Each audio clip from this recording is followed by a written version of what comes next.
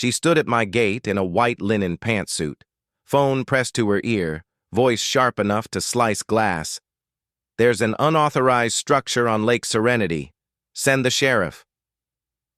Diane Holloway, self-appointed queen of the Serenity Shores HOA, had finally found her cause. But the cabin she was reporting? It wasn't illegal. And the man inside? Not a squatter. He was Silas Reed, quiet, observant. And, as it turned out, the man who owned every acre of land beneath her feet. When the deputies arrived, Silas didn't argue.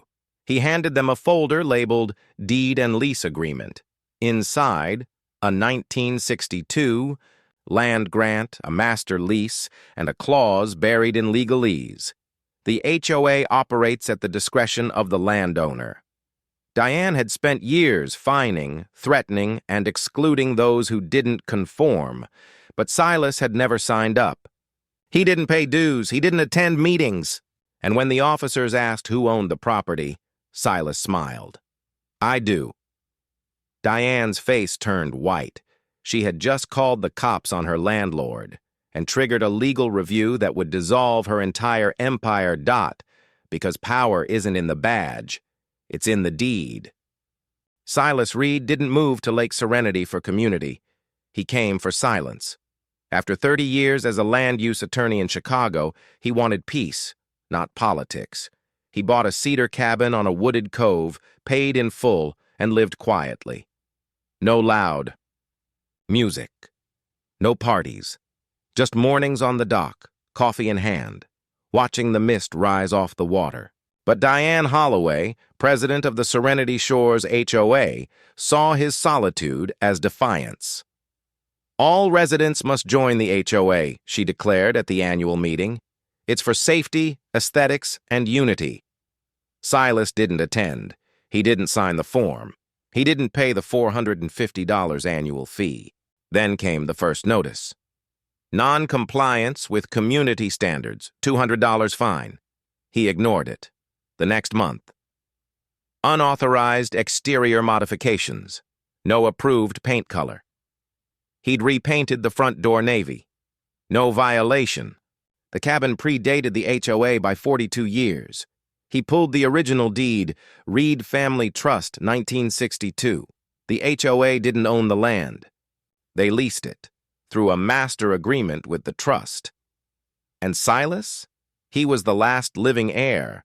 He didn't want power.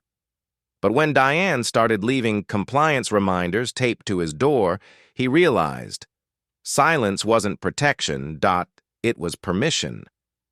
The third notice came with a red sticker. "Final warning, enforcement action imminent." Silas opened it. "Failure to attend HOA orientation, $300 penalty." He'd never agreed to attend. He sent a letter. "I am not a member of the HOA. Your jurisdiction does not extend to my property." No response. Then, a drone hovered over his roof at 2 a.m. He recorded it, HOA logo visible. He filed a complaint with the county, unauthorized surveillance, ignored. Then a crew arrived, landscaping inspectors, measuring his lawn height. Silas stepped out. "You're trespassing." They laughed. "We have authority over all common areas." "And my property line?" he asked. They hesitated. He handed them a map. The HOA's common area ended at the cove's edge. His land began 5 feet beyond. They left.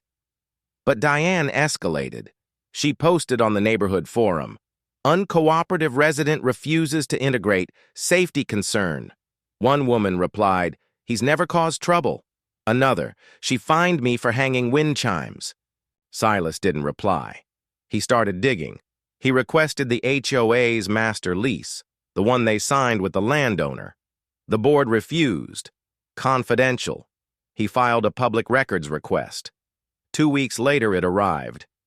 And there it was. The landowner may terminate the HOA's lease at any time for non-compliance or abuse of authority. Diane didn't just lack power over him, she served at his pleasure. At 7:15 a.m., Silas was grilling breakfast when sirens echoed through the trees. A sheriff's cruiser pulled up. Then a second. Diane stood behind them, phone in hand, smug. "This man is living illegally on HOA land," she told the deputy. "No permits, no dues. He's a trespasser." The officer knocked. Silas opened the door, apron on, spatula in hand. "I own this property," he said, "and the 1,800 acres around it." The officer checked his tablet. No record. Silas handed him a folder, land deeds, trust documents, the original 1962 grant, and the master lease, all under Reed Family Trust. The officer looked at Diane. "Ma'am, this is private property, but the HOA oversees it," she snapped. "The HOA leases it," Silas corrected, "and I'm the lessor." The officer reviewed the documents. "No violation on record." Diane stepped forward. "Then why won't he pay dues?" "Because I don't have to," Silas said, "and as of today, you don't either." He handed the deputy a letter. "Notice of lease suspension. Effective immediately." The HOA's authority was frozen. No fines, no enforcement, no power. Diane's face turned red. "You can't do this." "I just did," Silas said. "You called the cops on me. Now the state is auditing your finances." The officers didn't arrest him. They handed her a notice, pending investigation into HOA jurisdiction. The next day, Silas filed a formal complaint with the State Housing Board. Attached, 12 years of illegal fines, evidence of forged meeting minutes, a slush fund used to fund Diane's vacations, a contractor's testimony. They called it landscaping. It was bribes. He also released the master lease to every homeowner. "You are not tenants of the HOA. You are guests on my land." The reaction was instant. Texts, emails, angry calls. I paid $5,400 in fines for unapproved mulch. "My dad had a heart attack and they fined him for missing a meeting. I thought the HOA owned this place." Diane called an emergency meeting. "This is a privacy violation," she shouted. Silas stood up. "No, this is transparency." He played a 30-second clip, a recording of Diane telling her treasurer, "We fine them until they sell. We flipped 3 homes this year." Gasps filled the room. A woman stood. "I sold my house because I couldn't pay the fines. I lost everything." Diane tried to speak. "We maintain standards." "You maintain fear," Silas said. The next morning, state auditors arrived. They seized financial records, and by noon, they posted a notice on the gate. Serenity Shores HOA. Operations suspended pending legal. Review. Yellow tape went up. The HOA office locked, and for the first time in 15 years, the community breathed. At the town hall, the room was packed. Diane stood at the podium, defiant. "This man is trying to destroy our community." Silas stepped to the mic. "My father's name was Silas Reed," he began. "In 1962, he developed this land. He didn't sell the plots. He leased them. He believed in preservation, not profit. But in 1998, the HOA formed and began selling ownership it didn't have." He paused. "They told homeowners they owned their lots. But the deeds said leasehold interest. My father fought them. He lost. He died believing he'd failed." A man in the back said, "How do we know this is true?" Silas clicked a button. A scanned letter appeared on the screen. "To the residents of Serenity Shores, I built this place for peace, but the HOA has turned it into a prison of rules. I am sorry I could not stop them. Silas Reed, 2003. The room fell silent. Silas looked at Diane. He didn't want power. He wanted justice. A woman stood. "I bought my home in 2005. No one told me I didn't own it." Another, "I refinanced my house. The bank said it was mine." The board voted that night, dissolve the current HOA leadership, appoint a resident-led oversight committee, return all disputed fines. Diane walked out without a word. But Silas wasn't done. 2 weeks later, the state issued the final ruling. Serenity Shores HOA, lease terminated. No renewal approved. The HOA was dead.